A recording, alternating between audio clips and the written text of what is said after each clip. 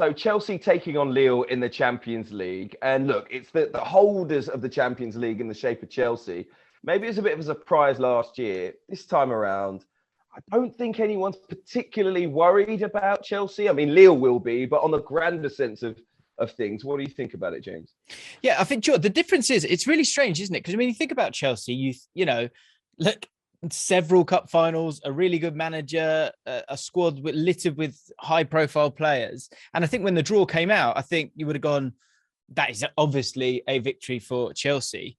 But despite all those bits, it's the bits in between. It's the intangibles that feel really strange when it comes to Chelsea right now. It's just not totally linking up. And I think the biggest reason for that is the loss of Reece James and Chilwell. They were so ingrained in how they wanted to play, and it worked so much better for them with Reece James on that side, bombing on, being an option all the time. Chilwell getting in with the goals as well. I mean, they both were. And I think you saw a better Lukaku as well. Now there's a big question here. Do they play 4 at the back against Lille? Do they play 3 at the back without that kind of recognised right-sided wing back? You can play Azpilicueta and he's competent.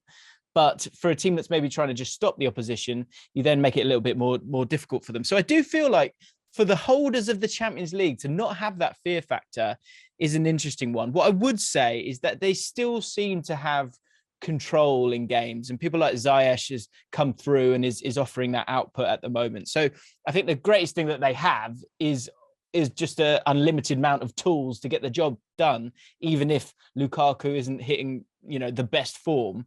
I guess with Chelsea, you're always looking at the next player that's going to come through the door. And we'll talk about Jonathan David in a second. But with Chelsea, Lukaku has got to be a talking point within all of this. And the 7 touches that everyone's spoken about, do you think people are right in giving him the critique that he's got at the moment?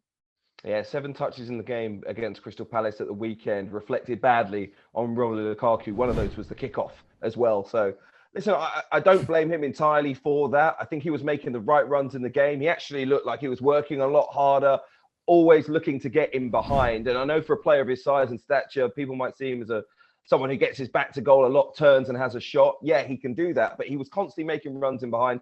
The ball wasn't coming. They're just not gelling when it comes to that midfield link to the front 3 at Chelsea, if you like.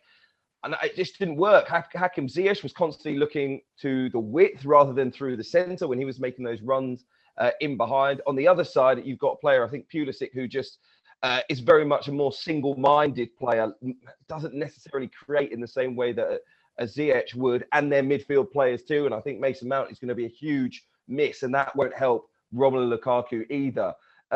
But they do have to start working it out on the training ground. I mean, ultimately, that's the only way to see this right. Lukaku needs to start being, I've got to say it, more arrogant, more aggressive about the fact that he wants the ball delivered into the 6-yard box and in behind. Hopefully, they work on it in these couple of days, and you'll see it come to fruition in the coming weeks. Because if they're going to get the best out of him, they have to play to his strengths. We know what he can do. And ultimately, if you buy a player for that much money, £97.5 million, you need to start building your team around Romelu Lukaku. If they don't, they can't win the Champions League for me. And in terms of that fear factor, they don't have it right now. I think you look at the Premier League, you see Manchester City and Liverpool, you know, those are the teams that the biggest clubs will be worried about playing. If you get Chelsea out of that hat, you will feel like you can get a result. And Lille, as difficult as it will be for them, booed off in both of their halves at the weekend, half-time and even louder at full-time, they will still feel like they could cause a shock against a side like Chelsea. Right, let's get into this game, which is interesting because Chelsea actually are playing at home for the first tie. Actually, when you think of the sort of the holders, you would expect them to be playing the second leg at home because they would have won their group, but they didn't, of course, to finish second to Juventus.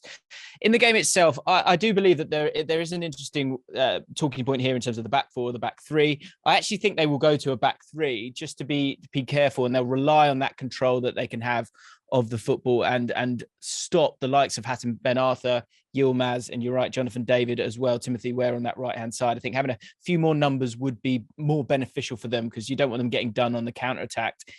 Lille, I think some people are sleeping on them a little bit, but where they are in the league is for a just cause. They are only 4 points off 5th place in Ligue 1. Ligue 1, if you have a look at the table, it's pretty crazy, actually. The teams down the bottom are all on sort of 21 points, which if you look at the Premier League and the points that they've got in that league, you can see the sort of difference and how competitive it is so far this season. All that said, this feels like a very simple one for me.